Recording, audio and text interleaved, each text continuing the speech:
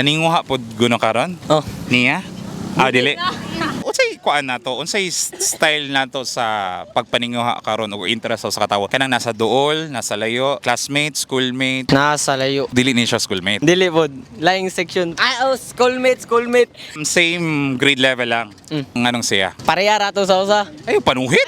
Tsada siya, na ba? Batasan. Kisa pa ganahan ang walibo angay batasan no. Bukod sa tsada siya, batasan, histuraan mo siya ba? Kabalo siya nga naninguha kanina niya. Kabalo kayo. Pila namang kakabulan naninguha niya. Baguanay ra pod. Bagay ra, one day old. No, dili. Ilakad lang. Mga niaging weeks. So far, ihatagan pa kag tudtod nga panahon para maila-ila ang sagusa. So kumusta ang pagpaninguha niya? Okay ra. Okay ra. Naipuruhan nga mo. Naway nana. Mensahe mo niya. Shout out kong kwenda. Unta, mapasara ta. At least na manguyab-uyab ta ato jud mo prioritize ato ang pag-eskwela. Magtuon. Oh, ton. Unya ra nang uyab-uyab kinara man na. Nyara na. So dili sa mahimong kamo. Okay ra nimo? Dili pod. Dili.